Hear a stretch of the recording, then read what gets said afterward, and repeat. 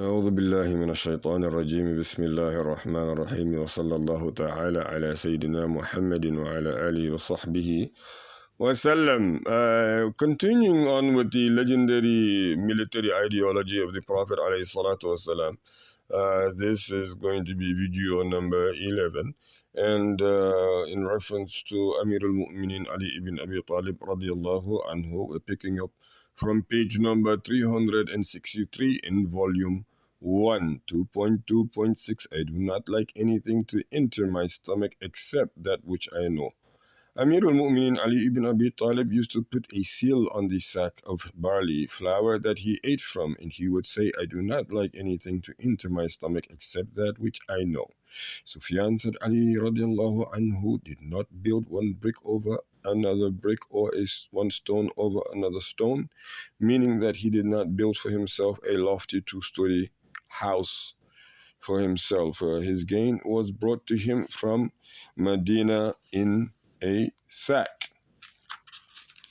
Continuing on with 2.2.7, you have a nice smell, a nice color, and a nice taste. Adi ibn Abi Thabit and Habba ibn Juwayn narrated that a large platter of sweets called Falud Haj was brought to Ali ibn Abi Talib radiallahu anhu, but he did not eat. Ali radiallahu anhu said, you have a nice smell, a nice color, and a nice taste. But I do not want to get accustomed to something that I am not accustomed to. 2.2.8. The least interested of all people in worldly adornments was Ali ibn Abi Talib radiallahu anhu. Al-Hasan ibn Salih ibn Hay said they were discussing ascetics in the presence of Umar ibn Abdul Aziz, the fifth Khalifa, and he said the least interested of all people in worldly adornments was Ali ibn Abi Talib radiallahu anhu. Al-Dahabi stated that Ali ibn Abi Talib rode a donkey with his feet dangling to one side, and he said, I am the one who looked down on the temptations of this world. This action was by way of setting a practical example of asceticism in piety and looking down on worldly adornment not by way of showing off. Concerning wealth, Abu Ubaid narrated from Ali ibn Abi Talib radiallahu anhu that he gave out money to people 3 times in 1 year. Then some wealth came to him from Isfahan, and he said, O people, come to a 4th distribution. For I am not your storekeeper. Some people took it, and some people refused it. Ali ibn Abi Talib radiallahu anhu addressed the people and said, O people, by Allah, besides whom there is no other God, I have never touched your wealth a little or a lot except this. And he took out from the sleeve of his garment a bottle in which there was perfume. He said, some chieftains gave this to me as a gift.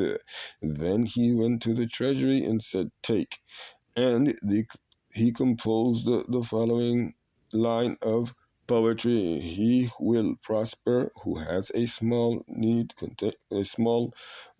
containing reed containing from which he eats a date from every day. I guess a reed is a place that keeps, the dates. Asceticism was one of the most prominent characteristics in the personality of Amir al-Mu'minin Ali ibn Abi Talib radiallahu anhu. He lived simply despite the availability of luxuries and wealth, and despite the people's trust in him and their respect for him, which prevented any criticism, checking, or blaming. Despite his asceticism, piety, and strict adherence to his deen, he was not harsh, sober, stern-faced, gloomy, or miserable. In fact, he was friendly and cheerful, with a noticeable sense of humor. It was narrated that he had a handsome and cheerful face and stepped lightly upon the earth. Allah Jalla Jalaluhu described asceticism by saying, O people, asceticism means, Ali ibn Abi Talib radiallahu anhu described asceticism by saying, "O people, asceticism means not expecting to live a long life, being grateful for blessings and refraining from haram things. Expecting to live a long life makes one forget the hereafter. Not expecting to live long enables one to combine the interests of both this world and the hereafter. Seeking the pleasure of Allah Jalla Jalaluhu, being grateful for blessings is an attribute of the devoted believer who are aware of the blessings of Allah Jalla Jalaluhu, which He has bestowed upon them, whether tangible or intangible, apparent or hidden. They respond with gratitude to the Almighty Jalla Jalaluhu, the giver. Ali's definition of the real nature of asceticism undoubtedly shows that the real nature of asceticism undoubtedly showed that asceticism of Amirul Mu'mineen had an impact on those around him, and that he was an effective teacher in the history of the Ummah of Rasoolu'Allahi sallallahu alayhi wasallam.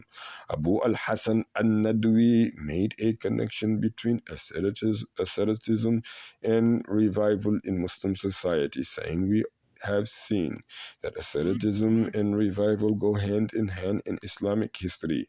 We do not know of anyone who turned things around and altered the course of history, breathing new life into the Muslim society or opening a new era into Islamic history, leaving behind any eternal legacy of knowledge, thought, and religious commitment that remain influential for the centuries after, dominating the fields of knowledge and literature, except that he had an inclination towards asceticism, had complete mastery over his physical desires, and had control over materialistic matters or gains and materialistic people. The reason for this is that asceticism gives a man power to resist and gives him self-confidence on the basis of belief, and it makes him, look down on materialistic men, those who are victims of physical desires and prisoners of their stomachs. 2.3. The humility of Amirul Mu'mineen Ali ibn Abi Talib radiallahu anhu, one of the Quranic attitudes that were embodied in the character of Amirul Mu'mineen Ali ibn Abi Talib radiallahu anhu, was that of humility. Allah Jalla Jalaluhu says, "And walk not on the earth with conceit and arrogance. Verily, you can neither rend nor penetrate the earth, nor can you attain a stature like the mountains in height." Quran, Surah number 17, ayah number 37. And turn not your face away from men with pride, nor walk in insolence through the earth. Verily, Allah likes not any arrogant boasters. And be moderate, or show no insolence in your walking, and lower your voice. Verily, the harsh of all voices is the braying of the donkeys. This is Surah number Quran, Surah number 31, ayahs number 18 through 19. In the ayah of Surah Al-Isra, there is a clear call to adopt the best of characteristics such as humility and gentleness, which is Surah number 17.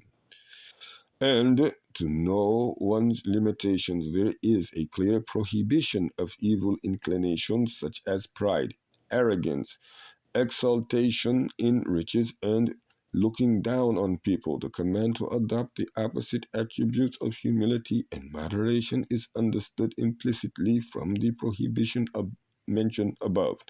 Allah Jalla Jalaluhu concluded this prohibition and command by stating His displeasure and anger with the one who has these negative qualities. Allah Jalla Jalaluhu says, "Verily Allah likes not any arrogant boasters." This is Quran, Surah number 31, ayah number 18. The fact that He does not love the one who is like that That means that he is angry and displeased with him or her, as is indicated by the ayah quoted above. And that is enough encouragement to make the believer love humility. In order to promote humility, the Noble Quran does not stop there. It encourages it in the most eloquent fashion when Allah Jalla Jalaluhu says, "And the faithful slaves of the most glorious, gracious Jalla Jalaluhu are those who walk on the earth in humility and sadness, and when the foolish address them with the bad words, they reply with mild words of gentleness." Quran, Surah number 25, Ayah number 63. This is a great praise for the humble, for Allah Jalla Jalaluhu describes them as being freed slaves to Him. This is the greatest honor for them, because the true servitude to him is the Jalla Jalaluhu, is the noble description and the highest status for those who love him, and they may feel proud of that. Our Messenger Sallallahu Alaihi Wasallam is the epitome of this great attribute in all shapes and forms.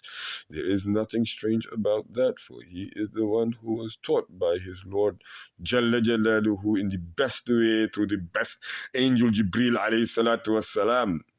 Among the good attitudes that Jalla Jalaluhu taught him was what the Quran says, "Look not with your eyes ambitiously at what we have bestowed on certain classes of them, the disbelievers, in other words, nor grieve over them. And lower your wings for the believers. Be cautious to the fellow believers." Quran, so cautious. Quran, Surah number 15, Ayah number 88. "And be kind and humble to the believers who follow you." Quran, Surah number 26, Ayah number 215. Lowering the wing is a metaphor for being humble and kind towards them. The Prophet Sallallahu Alaihi Wasallam manifested that in the truest sense, and the effect of humility was manifested in all these interactions in the society and with family at all times and in all places. There is no instance in which he was not humble towards Allah Jalla Jalaluhu and the believers. Amirul Mu'minin Ali ibn Abi Talib radiallahu anhu was influenced by the teachings of the Quran and by Rasulullah sallallahu alayhi wasallam's upbringing in the setting of his household. Inshallah, we will stop here on page number 368 at the very beginning of the page. We will pick it up from there. سبحانك اللهم وبحمدك وتبارك اسم ربك وتعالى جدك ولا إله غيرك ولا حول ولا قوة إلا بالله العلي العظيم. سبحان ربك رب العزة عما يصفون وسلام على المرسلين والحمد لله رب العالمين.